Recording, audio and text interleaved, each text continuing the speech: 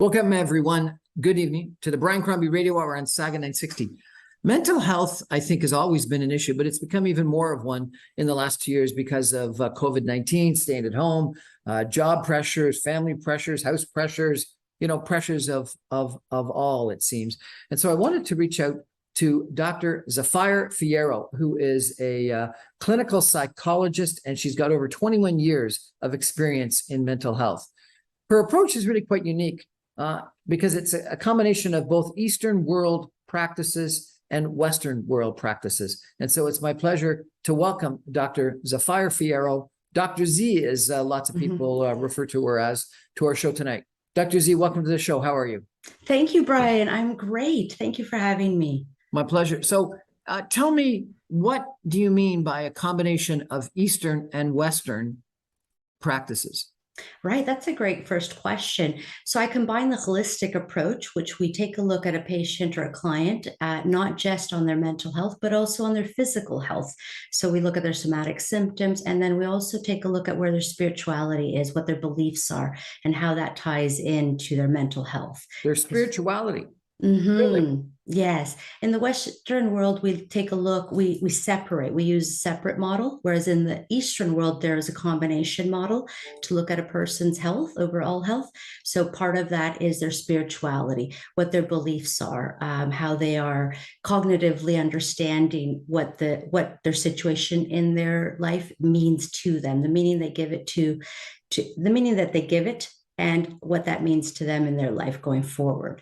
So, for example, somebody with a spirituality of who just lost somebody, they're grieving, their spirituality will have a lot to do with how they get through their grieving process, right? In the Eastern world, in many cultures in the Eastern world, it is a celebration, right? And in fact, in Mexico, it's a celebration when somebody passes. In our Western world, and we take a look at it as a loss. So their spirituality does have an impact on their mental health. And so we explore that as well without trying to push anybody toward one type of spirituality or another. Now, this doesn't necessarily mean that we get into religion. Spirituality of how they perceive themselves, their relationship with themselves and their higher form of self. Does that make sense? Yeah, that's interesting. Yeah. That's fascinating. We'll have to delve into that a little bit more. Mm-hmm. What do you think is the most important question people should ask about themselves and their mental health? Well, you mentioned it at the beginning, Brian. COVID came to exacerbate a lot of people's mental health. And so they should be asking themselves what their mental health looked like 2 years ago, 3 years ago, what it looks like today. Is it better? Is it improved? Has it exacerbated? What is going on in terms of the quality of their mental health in comparison to where they were before and where they really want to be? And people that, when answering that question, say it's a lot worse because of COVID. And, we know the statistics, alcoholism is up, divorces are up, people are quitting jobs. What do you recommend they do? We talk about reassessing their blueprint. In psychology, we talk about the blueprint being the plan that we had for our life when we were 12, when we were 22, 32, 42, 52, etc. Right? We create a blueprint of what we want in our life. And so to address what is on that blueprint that we aren't achieving, right? If we're not achieving something on our blueprint, for example, the ideal job that we wanted, and it's on our blueprint, but it's not actually being played out in our life, that will lead to a depression or an anxiety, right? So you want to ask yourself, what on my blueprint am I not living up to? Do I want to live up to that? Or do I want to redo my blueprint? Because what I wanted when I was 12 or 22 maybe isn't the same thing somebody wants in their 40s or 50s or 60s. Do most people have a blueprint? Everybody has a blueprint. Most people aren't aware that they have a blueprint, though. So is one of your jobs as a therapist trying to figure out what people's blueprints are? Yes. When somebody comes into my office and they relay all the symptoms of depression or sometimes anxiety, my next question is, what did you want when you were 12? We understand in psychology development that our blueprint is usually established by the time we're 12. So we go back and take a look at the blueprint. And, 85% of the time, patients or clients look at me and go, what do you mean? And so I explain to them, it's like an architectural blueprint, except this is our life blueprint from a psychological lens. And so we readdress it. And from there, we part into one of two directions. Either we continue with the blueprint and we figure out strategies to get them to achieve the blueprint, or we rewrite the blueprint, because a lot of times the blueprint is what a grandparent wanted, or a parent wanted, or a sibling did before us, or what society imposed on us at that time. So what was okay in the 80s may not be okay for us in 2022. You seriously think we try to figure out, we do figure out what we want to do in life, what our passion is, what our occupation is, what our calling is by the time we're 12? There is an original blueprint established by the time we're 12. They're the bigger things, right? What we see our life looking like at 25. Quite often, for example, in little girls, it's married with a career. These days, a couple of kids, the white picket fence, travel to Disney every couple of years kind of thing. That's usually the blueprint, which is why when we get in our adult life, the blueprint, sometimes we're not living up to it because we haven't updated it. And this is subconscious information in our mind, right? So we need to readdress it. It does get, of course, tweaked through university or college or early adult life, early work experiences, and it does get tweaked throughout life experiences itself. But what keeps people lingering and falls into a depression is the idea that they still have to be, the accountant or architect or doctor that their parents wanted them to be. And maybe they're a graphic designer and they're quite happy, but the conflict becomes what their subconscious blueprint is telling them what they were supposed to be doing compared to what they're actually doing. So we address at that point to rewrite the blueprint. Yes. Fascinating. That's interesting. I never would have thought that it was something that was developed by the time that you were only 12 years old. We're chatting tonight with Dr. Zafire Fierro, who is a psychologist. We're going to take a break for some messages and be back with Dr. Z in just 2 minutes. Stay with us, everybody.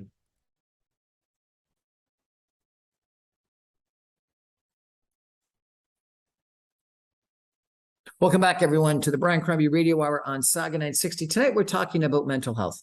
Our guest is Dr. Zafire Fierro, who is known as the mind, body, and spirit healer.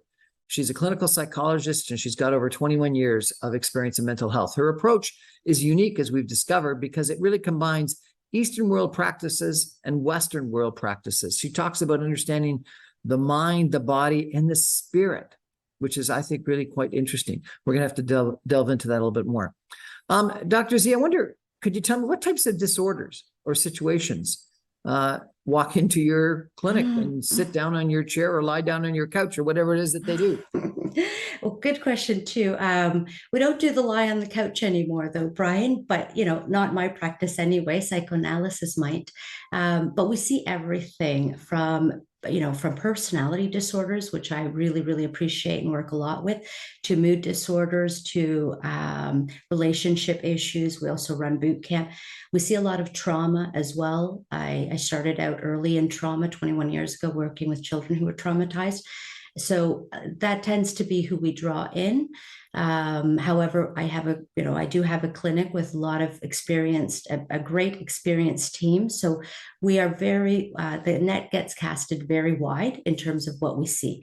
However, you have boot camp? Yes. What's boot camp? I thought that was like for fitness. Well, during COVID, boot camp was quite successful. Boot camp is a relationship program that I designed about 12 years ago now, Brian, for busy couples.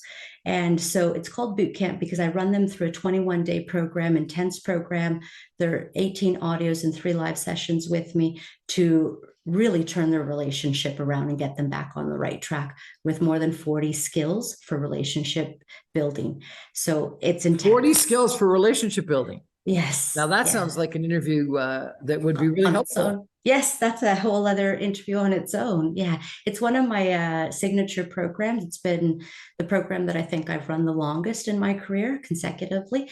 And as a result of COVID, like I said, it took a boom, and it did help many, many couples. And for other couples, it showed them that they just weren't with the right person. So you say because of COVID. So was this because we were stuck at home with people more often than and for longer periods than we're typically used to it? Yes, I think it's no secret, and it goes beyond mental health industry, where we recognize that COVID came to exacerbate anything that was already not going well in a relationship, or in one's personal mental But if health. you love someone, want to be with them, shouldn't it be logical that you'd want to be with them even more? Yes, but we get into Carl Jung's theories, right, of individualization. A couple has the idea and the illusion that togetherness is better, but we lose autonomy when we do that. So it's important for couples to have, his time, her time, and then together time, or each person's time, their time, and then together time. And that is what brings the spice and the freshness and the excitement to the relationship. You can't miss what you don't know. Hmm. Fascinating. Mhm. Do you think it's important for people to get psychologically assessed? I do, Brian. I think it's a great baseline for everybody to know where they're parting from. Because I work with a lot of trauma, mood disorders as well. Sometimes we're not really aware of what is going on because we're too immersed in it. And so we'll hear comments from family and friends, suggesting we get some help or get that treated or attended to. And so a psychological assessment, which can take anywhere from 20 minutes to 2 hours, the type that I do, they're all standardized assessments and legalized. Classification C, which just means a clinical psychologist can see them, which means a psychotherapist is not allowed to assess or diagnose.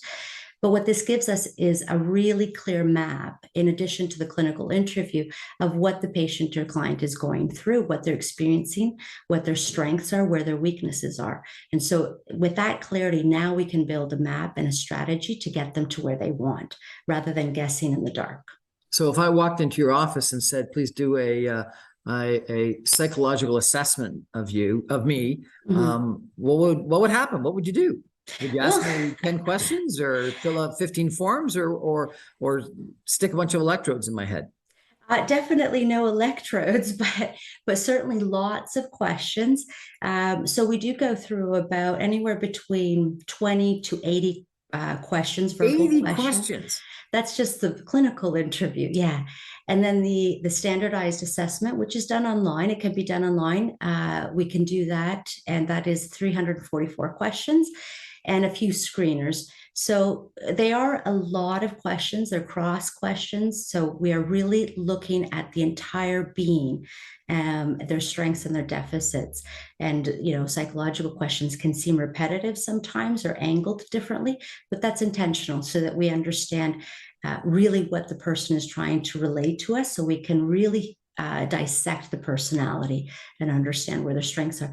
And when I do those assessments, I quite often do them for people that are looking to advance in their career or advance in their relationship or just personal growth, Right. whatever it might be.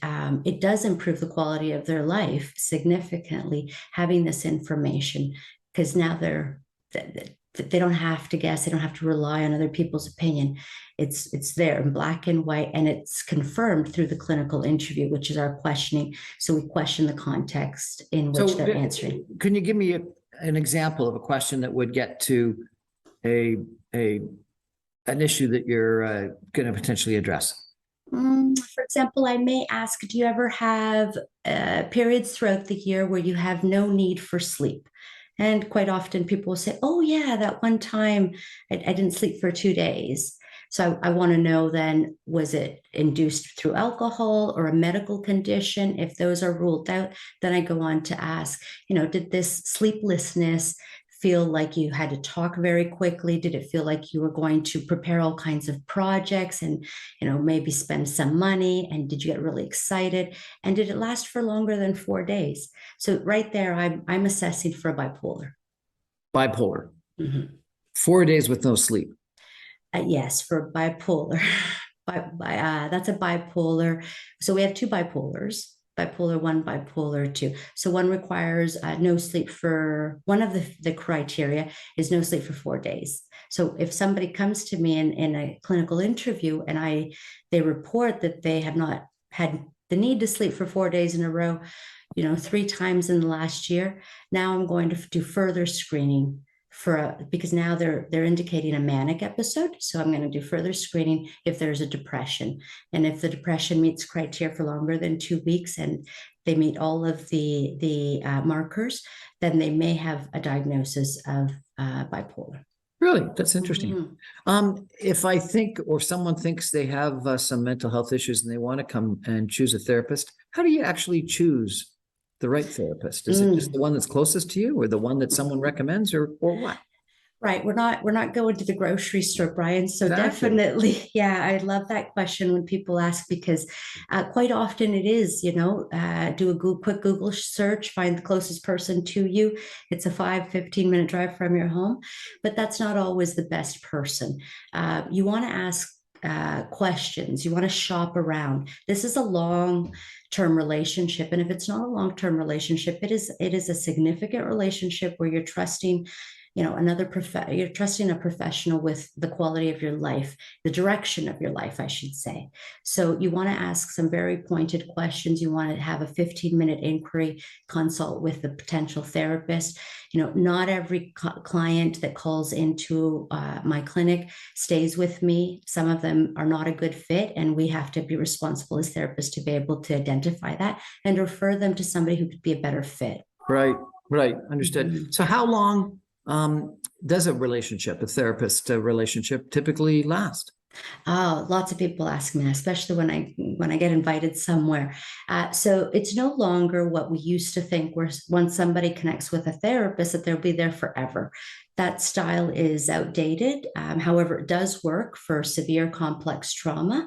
But the average, it could go with the third and fifth wave of modalities. We have programs that last 6 sessions, some 18 sessions, some 24 sessions. So the more complex the mental health, the more sessions they'll need. But we do have evidence-based. All of our techniques are evidence-based. However, we do have programs already designed by other professionals, and these are big names in the industry, worldwide known, that they're structured under 6 sessions. We have brief therapy that could be 4 to 6 sessions.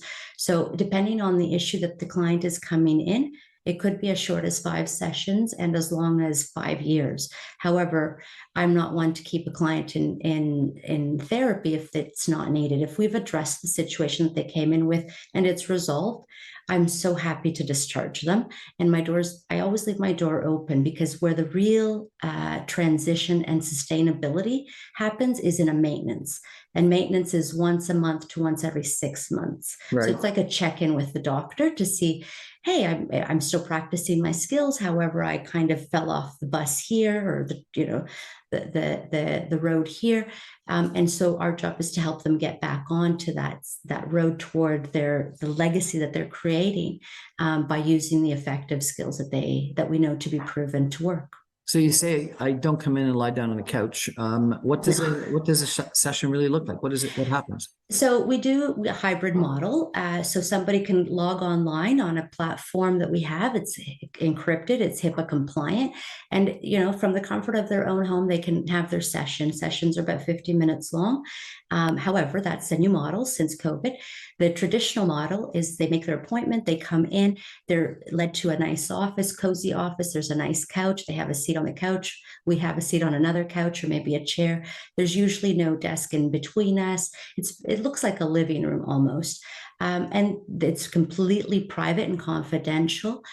We do a session. It's usually about 50 minutes long, and every therapist has a different structure for their session. However, the goal is always to be achieved by the end of that session, accumulating a mastery of many skills throughout several sessions, getting them to where they originally set the goal to achieve. And those goals are achieved collaboratively. The models that I use, again, are 5th wave, 3rd, 4th, and 5th wave. So it's a very collaborative approach where the expert is the client. The client knows what they want, and I'm going to help them get there. What do you mean 3rd, 4th, or 5th wave? So 3rd, 4th, and 5th wave, we get out of the psychoanalysis and we condense it into psychodynamics, which does dig deep into the subconscious. But then we move into the 3rd, 4th, and 5th waves, which is very cognitive. The 3rd wave is very cognitive. That's cognitive behavioral therapy by Beck. Aaron Beck was the creator of that. And then from that stems, modalities like acceptance commitment therapy, cognitive processing therapy, schema therapy. And one of my favorites is dialectical behavior therapy. And that one really incorporates the Zen mindfulness practices from the Eastern world, to be mindful of their body, mindful of their feelings, because not everybody is cognitive, not everybody is thinking. Some people feel, and some people connect on a higher level. Some people are very aware of other people's feelings, what we would maybe call an empath or intuitive, right? So these are the fourth and fifth waves. Really it's a modality type. You used a term I hadn't heard before. Psychodynamic therapy. Is that what you said? Yes. Yeah. Explain that to me if you could. It's one of my favorites as well. I could say, the baseline of my practice. Psychodynamics is a condensed version of psychoanalysis. So we do go into the subconscious, but we do it briefly, and we do it only for the purpose of growth, of personal growth, and of discovering, where the blocks are, where the mental blocks are. So it's, again, you don't lay on the couch, but we do explore a little bit more than the surface cognitive modalities. And how do you do this? If you're not, is it just more questions or conversation, or what is it? It's a lot of questioning. For example, I'm just thinking of an example. You may have somebody who refuses to put ketchup on their French fries, something as simple as that, right? It's very common. Many Canadians put ketchup on their French fries. And so maybe this really bothers them. Maybe it's creating a conflict in their marriage. So my job is to explore, why don't they want ketchup on their fries? And the person obviously at that moment isn't aware. They don't have the insight.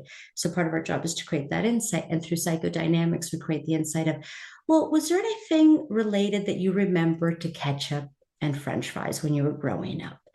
And that's where we begin the psychodynamic process of understanding, perhaps when this person was given ketchup for one of the first times that they remember, about the age of 4, grandma put ketchup on her French fries. And that just happened to coincide when mom and dad left. This is a real case. They left for Korea to work. They were in the Asian world.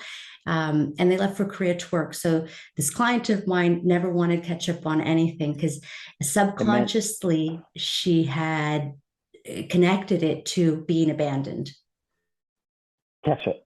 Ketchup.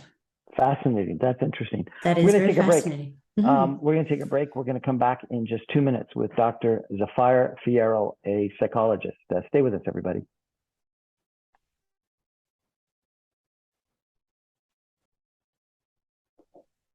Welcome back, everyone, to the Brian Crombie Radio Hour on Saga 960. We're chatting tonight about mental health, and our guest is Dr. Zafire Fierro, who is known as the mind, body, and spirit healer, because she is a clinical psychologist with over 21 years of experience in mental health. But she uses, as we've talked about, a different approach, which is unique, which is a combination of both Eastern world practices and Western world practices.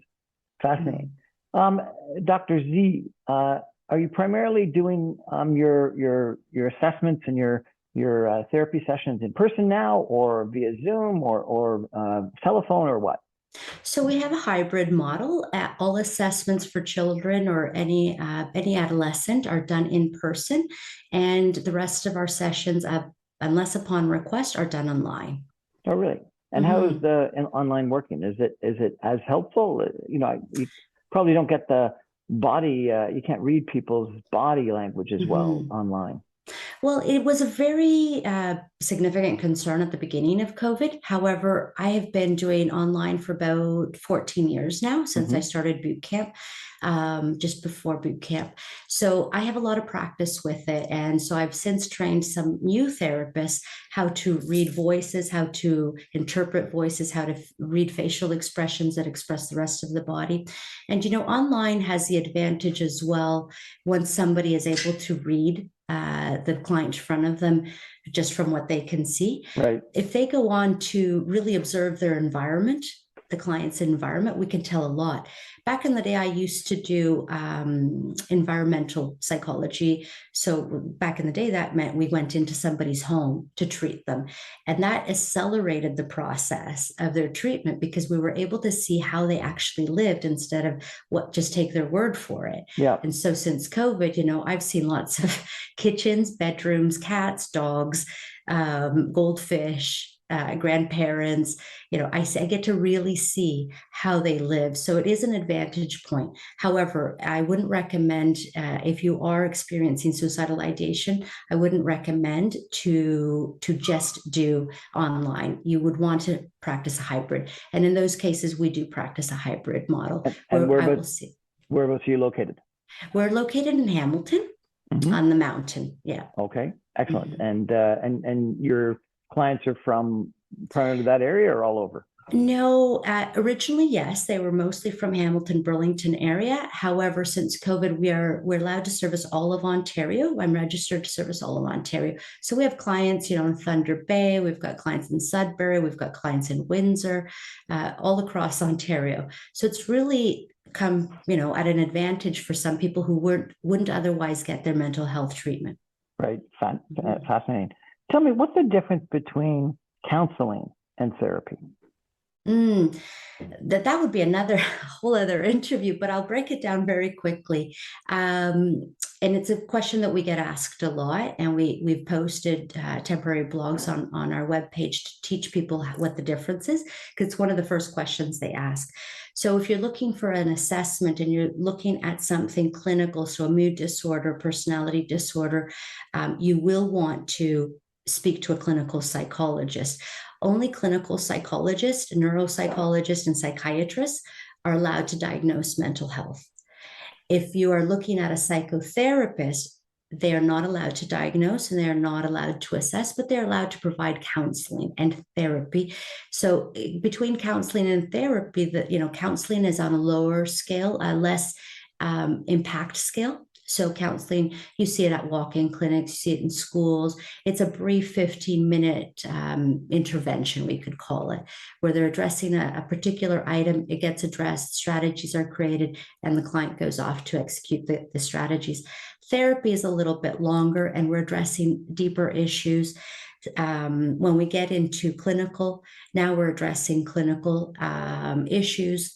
Again, anything out of the DSM. The DSM is our diagnostic manual. And so, again, we're looking at anything from schizophrenia, anxiety, depression, bipolar, borderline personality disorder, narcissistic personality disorder, a PTSD, adjustment disorder. We see a lot of PTSD. So if somebody is experiencing any of these issues that I just related, you want a therapist, either psychotherapist or a clinical psychologist. Tell me, what kind of education do you need? What kind of qualifications does one have to become a clinical psychologist? Well, it's different everywhere. However, where I studied, it was 4 years of an undergrad, 4 years of a master's, and then 2.5 to 3 years of a PhD, plus another 3 years added to that of residence training. So you're in a clinic, you're in a hospital, and you're working as a resident doctor. Really? Mm-hmm. And where was your PhD from? So my PhD is from Mexico City.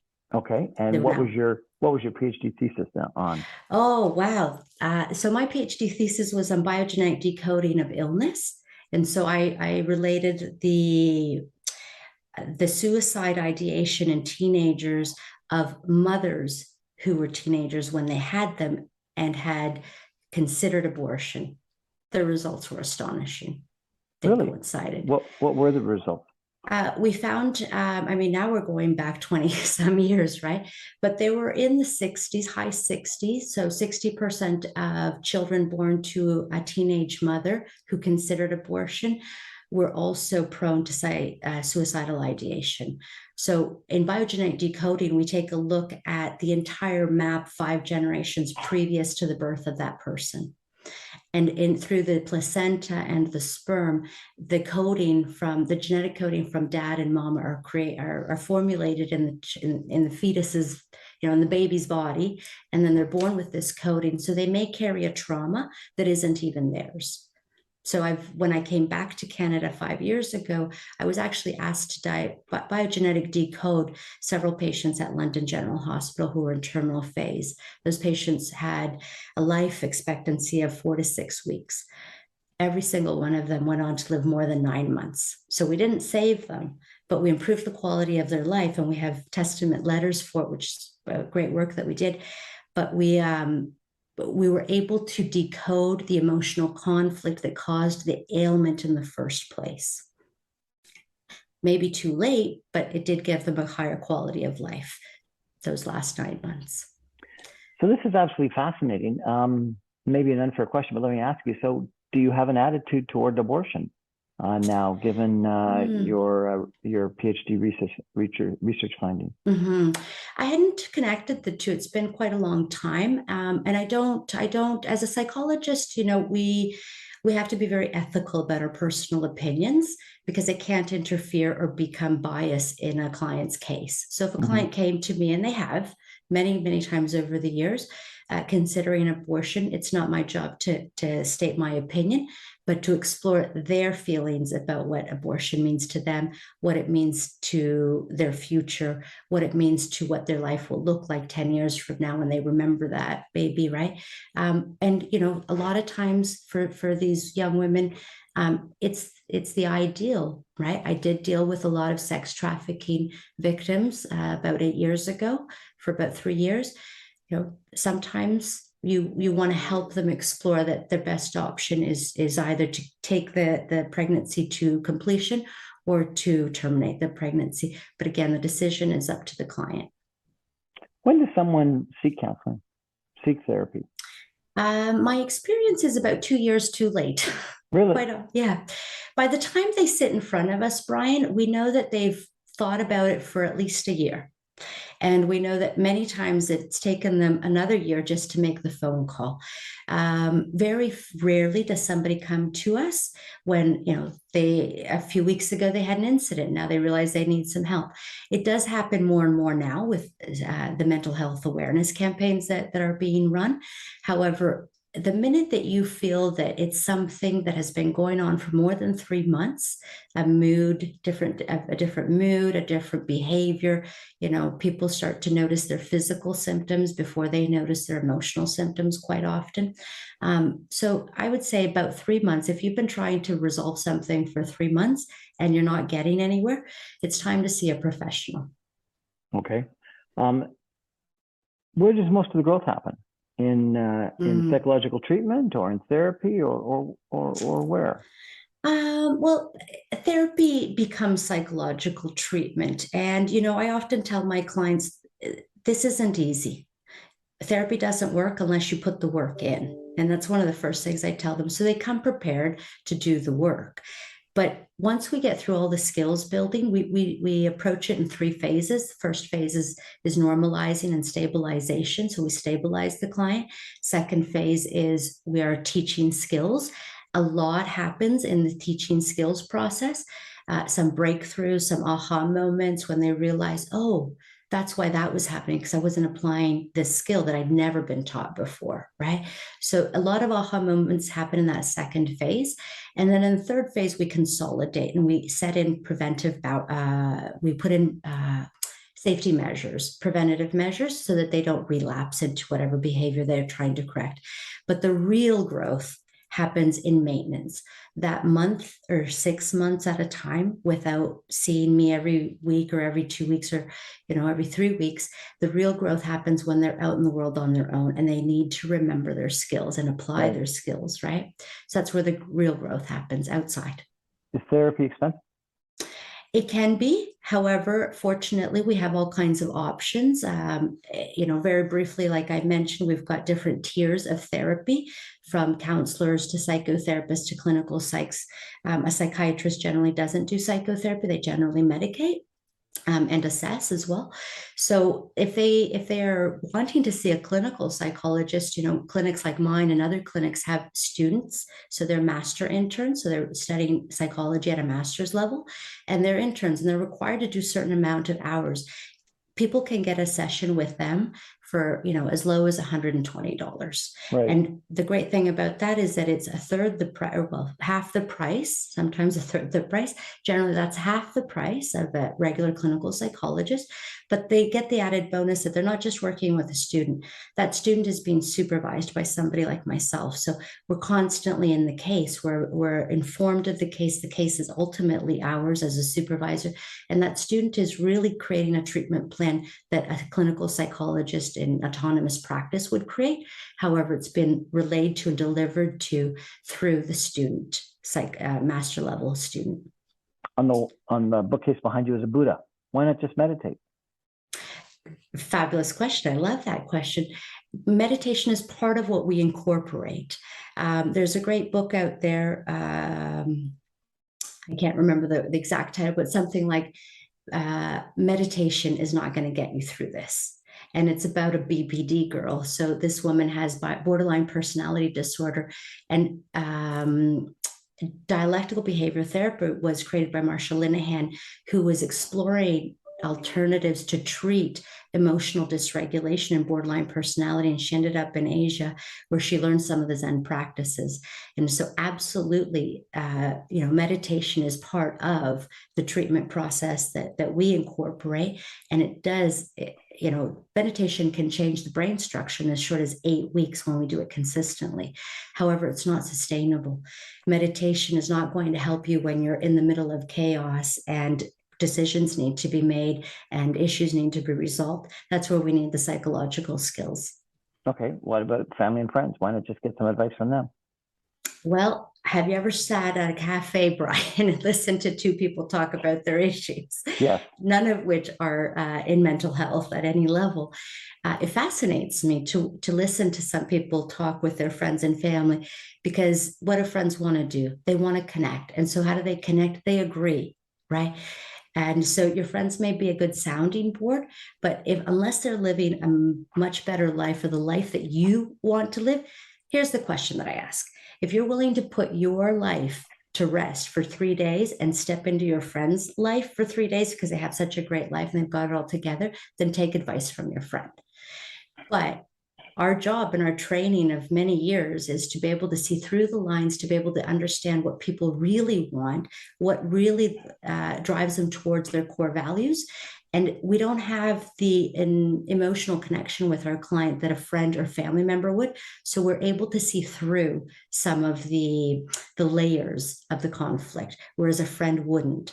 Classic example is, a girl goes to her girlfriend, says, "Oh, he didn't come home on time last night." And the girlfriend says, "Oh, you should leave him. He's a terrible person." Basically, that's the gist of it. But nobody's asking, well, what was going on in the relationship? What was happening before? Have you guys been connecting at all lately? Is anybody asking questions of what the other needs? How are you guys fulfilling each other's emotional needs, right? Nobody's asking this when I'm listening to these people in the cafes. So yes, they can go to a friend, and it'll be a lot cheaper. And I say to my friends, my clients, $7 at Starbucks is a lot cheaper than coming to me, but I'll get you through this. Whereas your friend, she's not going to get you. Yeah. So let me ask you, what's the difference then between a social worker, a psychotherapist, and a clinical psychologist? Okay. So in that group, again, clinical psychologist is the only one licensed to assess, evaluate, and diagnose. So anybody looking for a diagnosis, they can only get that through a clinical psychologist. Psychotherapist can treat. They can treat anything, depending on their training. They may be even able to treat a borderline personality disorder, or a depression, a severe depression, or a social anxiety. However, they can't assess it and they can't diagnose it, but they will have the training for treatment. And then a social worker, same thing. There are some clinical social workers, so they have some clinical training, which means they are trained in clinical disorders such as psychosis, borderline personality disorder, bipolar, manic depression. It could be a wide range of clinical disorders. And again, they can't assess, they can't evaluate, and they can't diagnose, but they can treat. So, the way we quite often explain it is, If you're having an issue of communication with your partner, but you have no intent of divorcing or separating, and it's something that, you just need a bit of a push, then anybody under the title of social worker or psychotherapist could help. However, if in that same relationship, we're having an emotional dysregulation where one person might be in the habit of throwing things when they get upset, or impulsively behaving and leaving when they get upset, then we're looking at something more serious, more complex, and that should be addressed by a clinical psychologist. Fascinating. This has been really educational and interesting. Thank you so much. Are you taking on new patients? And if so, and people want to check you out, is there a website that they should go to? So yes, we are. So I do have a clinic of a small clinic of 5-6 people. So I am not taking new patients. However, I do have a wait list, and they can call the office and get on that wait list. And the rest of my team is absolutely taking patients and clients immediately. And they can visit us at zafire.ca.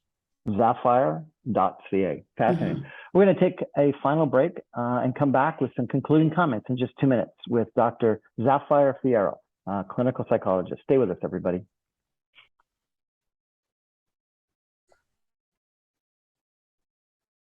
Welcome back, everyone, to the Brian Crombie Radio Hour on Saga 960. We're talking tonight about mental health, and my guest has been Dr. Zafire Fierro, who is a clinical psychologist.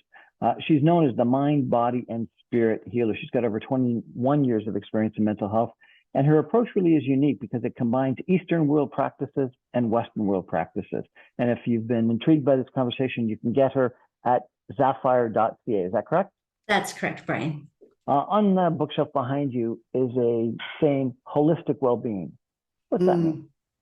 Holistic well-being is about treating the mind, the body, and the spirit. It's integrative. It can't be separated. The European model of medicine is mind, body, spirit. We don't follow that necessarily in the Western world, but we're getting there, slowly but surely. You said you were going to wrap up with 3 steps to follow for depression and anxiety. What are those 3 steps, please? So research has shown us that, yes, depression is curable. Yes, it is a chemical imbalance. However, with behaviors and action and cognitive processing, we can reverse the chemistry in our body. And how do we do that? 3 simple things. And somebody can research up Dr. Mike Evans, who backs this up as well. So 3 steps to resolve and to feel better if you're experiencing depression and anxiety. Number 1, your physicality. What are you doing with your body? Since COVID, if before COVID we weren't too active, since COVID we're even less active, right? Right. And since COVID, we're all sitting in a desk, and rarely do we get up over the course of 8 hours, right? Before, at least we get up every hour to dispatch the patient and bring in the new one. So we want to be mindful of our body. And yes, our back straight, making sure that our spine is straight, shoulders back.